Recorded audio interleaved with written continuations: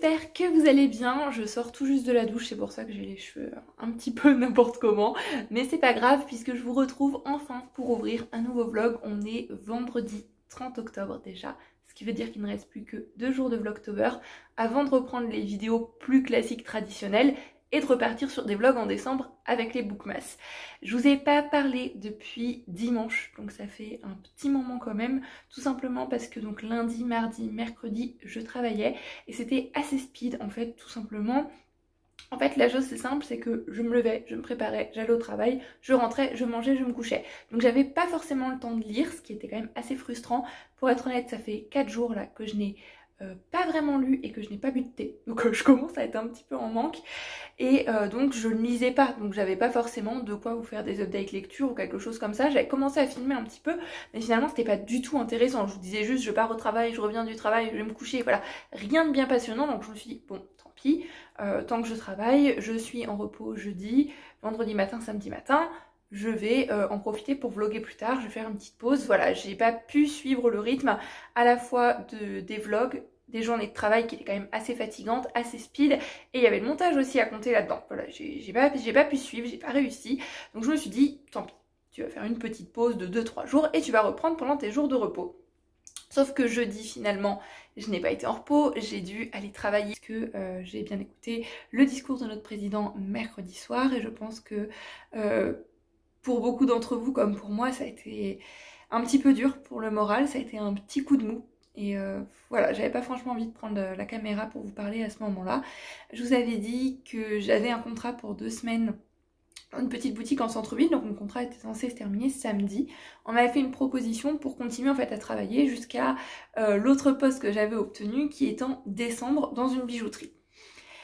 Et les choses étant ce qu'elles sont, les commerces ont donc été fermés jeudi soir, donc actuellement je n'ai plus de travail. L'offre qui m'avait été faite, eh bien, tombe un petit peu à l'eau, puisque en général en fait je travaille dans des petits commerces en centre-ville, prêt-à-porter, bijouterie, décoration, des choses comme ça, donc ce qui est considéré actuellement comme des commerces non essentiels. Donc je n'ai plus de travail, j'ai pas franchement la possibilité d'en rechercher un puisque tous ces commerces sont actuellement fermés, donc je me retrouve à nouveau, comme plein de gens bien sûr, confinée, et tout ça c'était un petit peu dur à avaler quand même. Il y a eu quelques larmes, j'ai un petit peu pleuré, j'étais pas franchement très bien.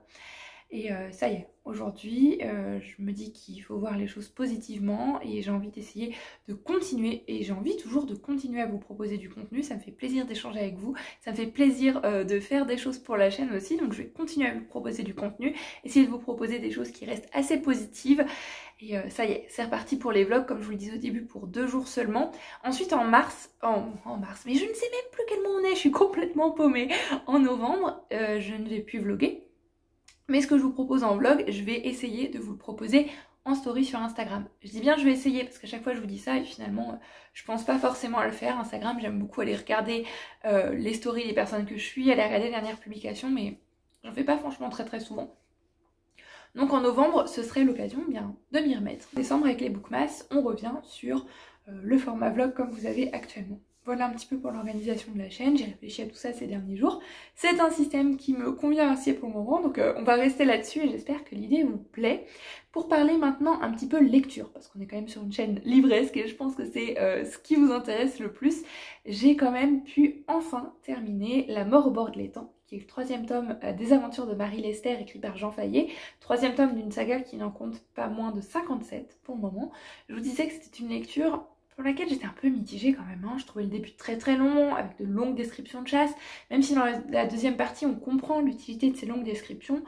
Voilà, moi la chasse c'est pas du tout un milieu qui me passionne ou même qui m'intéresse, donc c'était un peu lent, un peu dur à démarrer, j'avais du mal. Ensuite Marie Lester est enfin arrivée, mais au chapitre 5 ou 6 d'une saga policière dans laquelle elle est quand même le personnage principal, je trouvais ça un petit peu déroutant.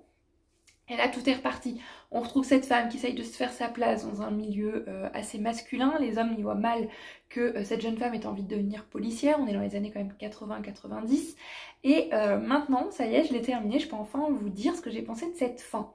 Je vous disais que mon avis mitigé pouvait quand même un petit peu évoluer si la fin relevait le niveau, si on avait quelque chose d'exceptionnel, un grand revirement de situation. Est-ce que ça a été le cas ? Pas tellement, hein. Le meurtrier, le coupable était assez facilement devinable, j'ai trouvé. Donc assez dommage pour un roman policier, mais j'ai quand même aimé retrouver Marie Lester, retrouver son caractère, retrouver cette femme qui en veut, qui est prête à tout pour faire ses preuves et pour montrer qu'elle a sa place dans ce milieu, et elle va encore le faire d'une manière magistrale, ce qui va changer vraiment l'opinion de tous les hommes dans ce commissariat. Et c'était super bien amené, c'était super chouette. Je ne vais pas lire le tome 4 pour l'instant parce que comme je vous l'ai dit, lecture mitigée, je vais faire une petite pause et passer à autre chose. Pour être honnête avec vous, j'ai déjà choisi ma prochaine lecture que je n'ai pas encore commencé. J'attendais de reprendre la caméra pour ça. C'est un roman Charleston, un roman historique. Je vous en dis pas plus, on va garder un petit peu de mystère. Et honnêtement, c'est aussi parce que mon livre est dans la chambre en haut, que mon copain est en train de dormir et que j'ai pas franchement envie de le déranger juste pour aller chercher mon livre. Ça peut attendre. Aujourd'hui, comme je vous le disais, on est vendredi. On est le premier jour de confinement. Donc on reste à la maison, quitte à être à la maison, autant être productive. Donc il va y avoir pas mal de ménage et surtout pas mal de rangement. Et j'ai hâte parce que une maison rangée, faire du rangement, c'est aussi une manière de ranger sa tête, je trouve. Donc je vais sûrement m'écouter un petit podcast en même temps et j'ai acheté des grandes boîtes plastique transparentes basiques chez Action. J'en ai acheté une bonne petite quantité, donc je vais pouvoir ranger à la fois les placards de petits garde-manger qu'on a dans la cuisine, les placards de la salle de bain qui sont juste à côté de moi ici. Et ensuite, ça va être un bon coup d'aspirateur, serpillière, nettoyer les tables, faire les poussières, vraiment la totale pour pouvoir ensuite passer un petit week-end tranquille. Et je pense que me mettre à fond voilà, dans ce rangement et ménage, ça va me faire du bien. Et une fois que tout cela sera terminé, on n'a pas pour 6 heures, on n'habite pas un palace non plus. Eh bien, je avancerai sur le puzzle peut-être et commencerai ma nouvelle lecture. Donc voilà un petit peu pour les nouvelles.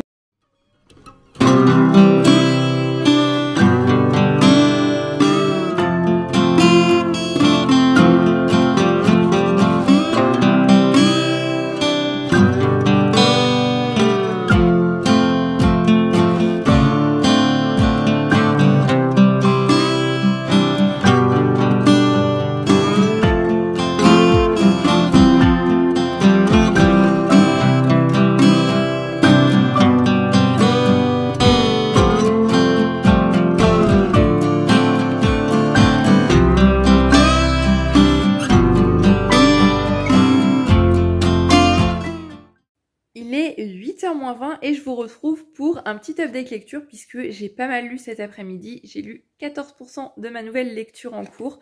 Après ça, je vais aller faire le ménage un petit peu, la vaisselle surtout, pendre du linge et me poser sûrement devant Friends ou YouTube, je sais pas, avant de reprendre un petit peu mon livre avant d'aller me coucher. Donc, je vous l'ai montré tout à l'heure, ma nouvelle lecture en cours, c'est donc Les larmes de Cassidy de Amy Wayne, paru chez Charleston. Un petit roman historique, j'avais envie de dire, mais bon, il fait quand même presque 600 pages. Hein. Il fait un bon roman quand même, là. Hein. Il est quand même assez gros. En plus de ça, c'est écrit assez petit. Il n'y a pas beaucoup d'espace entre les différents paragraphes. Si j'ai acheté ce livre, c'est tout simplement pour un truc ridicule, c'est que c'est écrit pour les fans de Downton Abbey. Et je suis une grande fan de Downton Abbey. Je me suis dit j'adorerais retrouver cette ambiance, retrouver cette atmosphère. Donc pour ce que j'en ai lu pour l'instant, on est au début du livre à Paris, dans les années 1930, plongé dans un hôpital. Et dans cet hôpital, on suit un médecin qui a une patiente qui est dans le coma, mais depuis des années de ça. Mais il y a un mystère qui plane autour de cette patiente. On ne sait pas vraiment comment elle s'appelle, donc il l'a surnommée Blanche en référence à Blanche-Neige.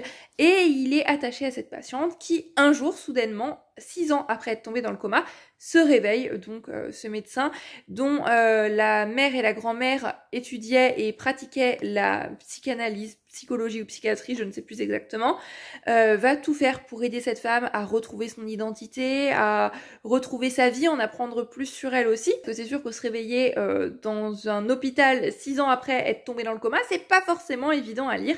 Et donc on se retrouve plongé dans la vie de cette femme, de sa naissance au début des années 1920 et on suit toute l'évolution de sa vie. C'est une femme qui vient d'Irlande et c'est assez compliqué. Hein. Voilà, elle a une vie qui est loin d'être facile, pleine de rebondissements, pleine de deuil, pleine d'événements compliqués. Pour l'instant, là, je suis rendue dans sa dizaine d'années, je pense. Je sais pas si on va retrouver ce médecin à la fin ou à un moment, j'espère en tout cas, parce que c'est un personnage qui m'avait l'air assez attachant. Mais la vie de cette femme, par moments, c'est quand même assez dur à lire. La référence à Downton Abbey, je pense qu'on la retrouve quand même, puisque c'est une femme, lorsqu'elle était enfant, qui a grandi dans un grand domaine, avec nombre de domestiques, d'instituteurs, voilà, vraiment dans l'ambiance un petit peu Downton Abbey. Une famille à l'histoire quand même assez sombre, assez compliquée, une famille qui au début, lorsqu'elle s'est formée, lorsque le premier enfant est né, et faisait partie vraiment de l'aristocratie de ce petit village du Connemara en Irlande, et était quand même assez respectée, et petit à petit c'est une famille qui va tomber dans la déchéance, qui va être de plus en plus mal vue par la population. Et c'est assez intéressant, même si c'est lourd par moments, comme je vous le disais. J'ai quand même hâte de me replonger dans ma lecture et de voir où tout ça mène. C'est un livre qui est quand même assez bien noté sur Livre Addict. Il a 7,5 sur 20, quelque chose comme ça. Mais il n'y a aucun avis. Donc je n'ai lu aucun avis sur ce livre. Je n'en ai jamais entendu parler. Voilà, Charleston, c'est une maison d'édition à laquelle je fais vraiment confiance. Beaucoup ce qui paraît chez cette maison-là. On a notamment beaucoup d'histoires de secrets de famille. Donc ça m'intéressait, ça me permettait de changer un petit peu après ma lecture du roman policier, un petit peu laborieuse peut-être. Et en général, je sais pas vous, mais moi j'aime bien lire 2 livres de genres complètement différents à la suite, comme j'aime bien lire à peu près tout, sauf les romans un petit peu horrifiques. J'aime bien changer comme ça, vraiment casser le rythme, passer d'une lecture à une autre et qu'elles soient toutes un petit peu différentes. Ça me permet aussi d'éviter de me perturber en restant toujours dans une même ambiance, dans une même atmosphère, peut-être de mélanger les histoires. Là c'est complètement autre chose. En plus on est plongé au début du XXe siècle, qui est l'une de mes périodes de prédilection. Concernant la plume, ça se lit assez facilement, c'est assez fluide, même si comme je disais au niveau typographique, la police est assez petite, les interlignes sont très petits aussi, on n'a pas forcément je vais y arriver on n'a pas forcément entre chaque paragraphe un saut de ligne. Donc tout ça est assez resserré, on a l'impression de pas forcément avancer rapidement, mais ça se lit quand même bien, c'est une plume, voilà, comme je disais, assez fluide, même si je pense que l'autrice a voulu apporter un style un petit peu début 20e, donc parfois on a des mots qui sont peut-être un petit peu érudits, un petit peu spécifiques, que je ne connais pas forcément toujours, donc c'est l'occasion aussi d'enrichir son vocabulaire au passage, et ça c'est toujours bon à apprendre. Donc voilà, c'est tout ce que j'ai à vous en dire pour le moment, je suis pas vraiment très avancée dans ma lecture, mais je la reprendrai ce soir avant de me coucher avec grand plaisir. En attendant, comme je vous l'ai dit, ça va être soirée posée, Friends ou YouTube, je ne sais pas trop, avec la petite tisane du soir après avoir pendu le linge qui me reste à pendre et fait la vaisselle. Donc eh bien moi je vous dis à plus tard, peut-être pour un dernier point de lecture avant de dormir. Il est minuit moins 20, je pense que je vais arrêter là ma lecture pour ce soir parce que la fatigue commence quand même à se faire sentir. J'ai bien avancé, je suis déjà à la page 123 des larmes de Cassidy et si j'arrête c'est vraiment parce que je commence à être fatiguée, parce que là j'ai vraiment envie de savoir la suite. C'est un livre que j'ai beaucoup de mal à lâcher. Cassidy est une femme qui a vécu énormément de choses, qui a un caractère qui est admirable en fait tout simplement. Et elle vit des choses vraiment très difficiles, très compliquées dans sa vie. Et elle va beaucoup voyager, on a de belles descriptions de voyage, c'est un livre qui sait me transporter. Et j'ai hâte de voir où toute cette histoire nous mène. Je retrouve un petit peu, voilà, vraiment cette ambiance Downton Abbey, comme nous le dit, un petit peu la couverture. Et ça fait vraiment super plaisir.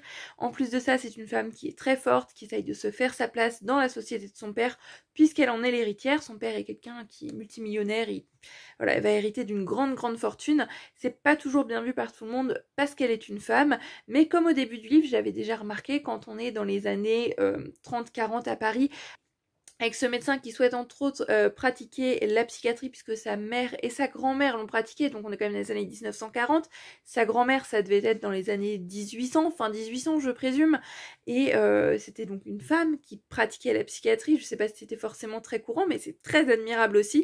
Donc voilà, on a plein de femmes fortes, plein de femmes admirables dans une société qui était quand même pas évidente pour les femmes. Je suis déjà contente de la retrouver pour un bon nombre de pages encore. Je pense que c'est un livre qui va quand même se dévorer demain matin. Je risque de bien avancer parce que j'ai déjà hâte de la retrouver, de suivre sa vie, de savoir où tout ça va nous mener. Elle a vécu déjà beaucoup de tragédies quand même en 120 pages. Il y a des moments qui sont très poignants quand même. Certains personnages, même si on les a croisés que pendant quelques pages, et bien c'est quand même attaché à eux.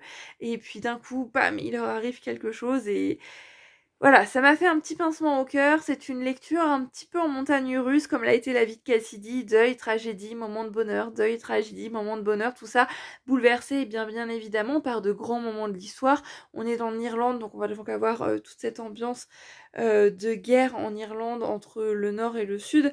Et on a aussi la première guerre mondiale qui va être abordée. Et waouh, ce livre est vraiment chouette pour l'instant, même si on part pas pour un coup de cœur parce que voilà, j'aime bien prendre ma lecture. C'est intéressant et divertissant, mais je suis pas non plus complètement emballée. Il n'y a pas le petit truc voilà qui pourrait faire que ce livre est un coup de cœur. J'ai pas, même si je ressens des émotions, Et voilà, j'ai pas les larmes aux yeux forcément, je suis pas complètement chamboulée non plus, mais les émotions sont bel et bien là, ce qui est quand même prometteur. Et vu le nombre de pages qui me reste quand même à découvrir, tout ça peut complètement changer. En tous les cas, c'est une lecture qui est vraiment bien partie pour le moment. Sur ce, maintenant que ce petit point lecture est fait, que j'ai bien cafouillé, bien bafouillé, parce qu'il est quand même minuit moins 20 que je suis fatiguée, j'espère quand même que ce vlog vous aura plu, ça me fait super plaisir, même si bien finalement c'est que pour 2 jours, mais j'essaierai de continuer sur Instagram ensuite. Et on revient en décembre pour les bookmas, de reprendre les vlogs, de papoter avec vous. Donc j'espère que ce vlog vous aura plu. Comme d'habitude, je vous fais à tous plein de bisous. Je vous souhaite plein de lectures. Et en ces temps un petit peu compliqués, eh bien, je vous envoie plein d'amour, plein de soutien. Et pour ma part, eh bien, je vous dis à demain sur la chaîne Booktube pour un nouveau vlog, normalement, si tout va bien. Je croise les doigts, pas de soucis à l'horizon, ça devrait aller. Je vous montre celui-ci demain matin. Moi, je vais aller me coucher. Donc, je vous souhaite une très belle journée, nuit, soirée, quel que soit le moment auquel vous regardez cette vidéo. Prenez grand soin de vous. Bye bye!